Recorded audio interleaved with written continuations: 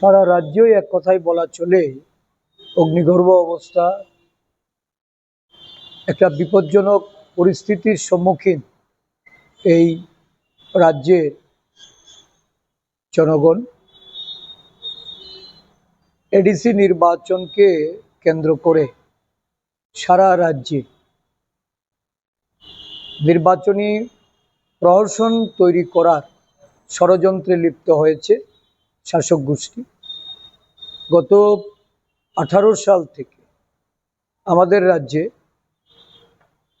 BJP সরকার ক্ষমতাসীন হওয়ার পর বিরোধী দল বা বিরোধী দলের দলীয় কার্যালয়, তাদের বিষয় আশয় সম্পত্তি থেকে শুরু করে সমস্ত কিছুতে তারা অনৈতিকভাবে, অন্যায়ভাবে সন্ত্রাস চালিয়ে ব্যাপক ক্ষয়ক্ষতি করে।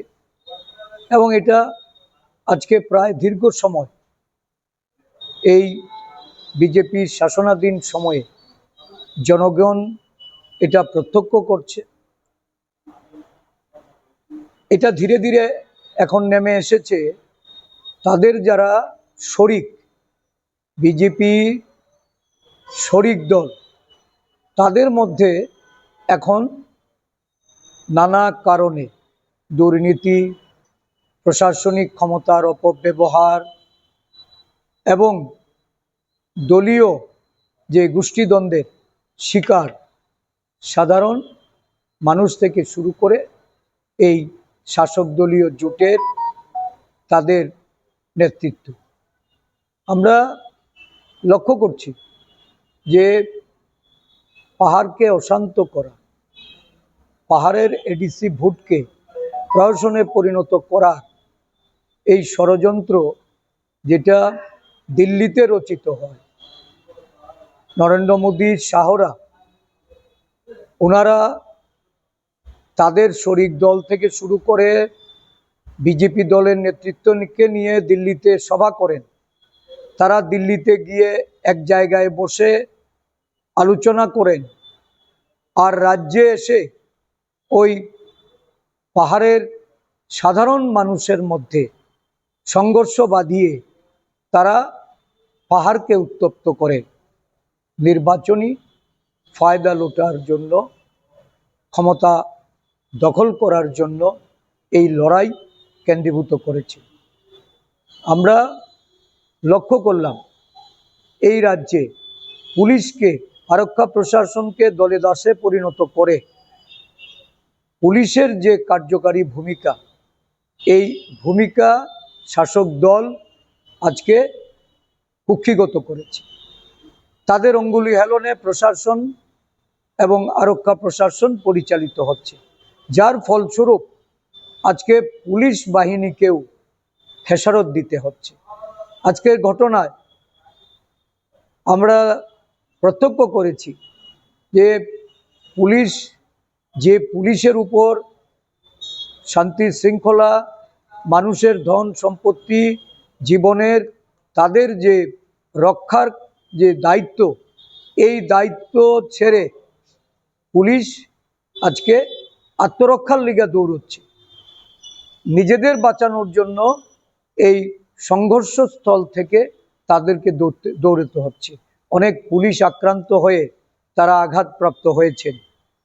এই ধরনের ঘটনায় আমরা আজকে বেশ কিছুদিন ধরেই বলে আসছি যে এই রাজ্যের আইন শৃঙ্খলা অবনতি হয়েছে, আইন শৃঙ্খলার অবস্থা ভালো না। পুলিশকে পর্যাপ্ত ক্ষমতা না প্রদান করলে এইটা রক্ষা করা সম্ভব হবে না। আজকে যে পর্যায়ে এসে এই সংঘর্ষের ফলে এটা পরিষ্কার হয়েছে যে অবিলম্বে কেন্দ্রীয় বাহিনী যদি এখানে মোতায়েন করে এই নির্বাচন পরিচালনা করা না হয়, তাহলে এই সংঘর্ষের যে চরম রূপ, এতে করে সারা রাজ্যে এডিসি এলাকায় আরও ঘটনার আমাদের সম্মুখীন হতে হবে এবং আরও রক্তক্ষয়ী সংঘর্ষের ফলে পাহাড় শুধু অশান্তই নয়, জাতি, উপজাতি, ধর্ম, বর্ণ সমস্ত অংশের মানুষ, শান্তিপ্রিয় মানুষ, গণতন্ত্রপ্রিয় মানুষের তাদের অধিকার ক্ষুণ্ণ হবে। এবারে নির্বাচন শান্তিপূর্ণভাবে সুষ্ঠুভাবে সম্পন্ন করার জন্য আমরা স্টেট নির্বাচন কমিশনকে যেমন বলেছি, আরক্ষা প্রশাসনের কাছেও আমরা দাবি রেখেছি, রাজ্যের মুখ্যমন্ত্রীকেও এই বিষয়ে অবগত করা হয়েছে। তারপরেও সংঘর্ষ থামছে না, একের পর এক সংঘর্ষ ঘটে যাচ্ছে। এটা কিসের ইঙ্গিত? দিল্লিতে বসে নীল নকশা তৈরি করে বিরোধী দলগুলিকে নির্বাচনে প্রতিহত করার যে ষড়যন্ত্র, এই ষড়যন্ত্রে আজকে তারা লিপ্ত হয়েছে। আমরা জনগণের কাছে দাবি জানাবো যে আপনারা ভয় ভীতি সমস্ত উপেক্ষা করে এই ধরনের যে ঘটনাগুলি, এগুলি চলতে দেওয়া যায় না। পাহাড়কে অশান্ত করে যারা রাখতে চায় তাদের বিরুদ্ধে আপনাদের মতামত আপনারা সেখানে প্রকাশ করুন এবং অবিলম্বে সরকার এই পাহাড়ের শান্তি প্রতিষ্ঠার লক্ষ্যে এই নির্বাচন সুষ্ঠুভাবে সম্পন্ন করার জন্য কেন্দ্রীয় বাহিনী মোতায়েন করে নির্বাচনকে তারা সম্পন্ন করার জন্য আমাদের দলের পক্ষ থেকে আমরা দাবি জানাচ্ছি। আমরা বুঝে গেছি যে ক্ষমতালোভী এই শরিক দলের মারামারিতে আজকে সাধারণ মানুষ বিপন্ন, সাধারণ মানুষের জনজীবনে নানা ধরনের বিপর্যয় নেমে আসছে। পাহাড়ের মানুষ আতঙ্কিত। এই আতঙ্ক দূর করার জন্য একটা পরিবর্তন দরকার। এই পরিবর্তনে সামিল হওয়ার জন্য আমি সমস্ত আদিবাসী ভাই বোন থেকে শুরু করে এডিসি এলাকায় বসবাসকারী প্রত্যেকটা ভোটারের কাছে কংগ্রেস দলের পক্ষ থেকে, জাতীয় কংগ্রেস দলের পক্ষ থেকে আমরা আবেদন রাখছি, আসুন ঐক্যবদ্ধভাবে এর মোকাবেলা করি।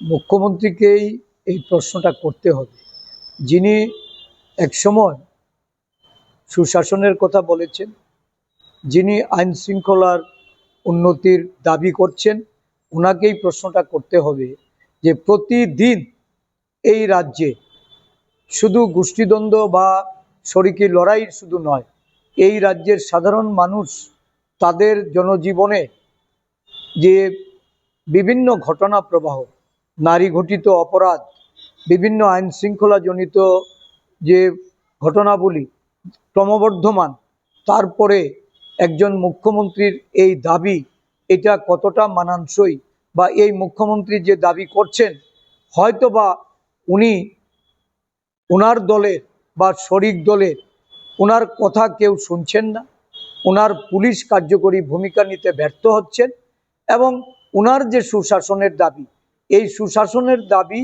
আজকে সারা রাজ্যে অকার্যকর।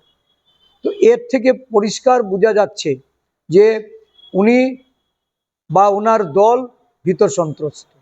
দল ভাঙিয়ে আজকে শরিক দল থেকে তাদের দলে নেওয়া, তাদের দল থেকে শরিক দলে যাওয়া, এটা একটা দল ভাঙালোর খেলা। এই খেলা আদৌ কি এবারের এডিসি নির্বাচনে ফলপ্রসূ হবে? কারণ পাহাড়ের মানুষকে আর বোকা বানানো যাবে না। পাহাড়ের মানুষকে আর দীর্ঘ সময় বঞ্চিত করে রেখে ক্ষমতায় টিকে থাকার যে তাদের যে ষড়যন্ত্র, এই ষড়যন্ত্র ভেস্তে যাবে।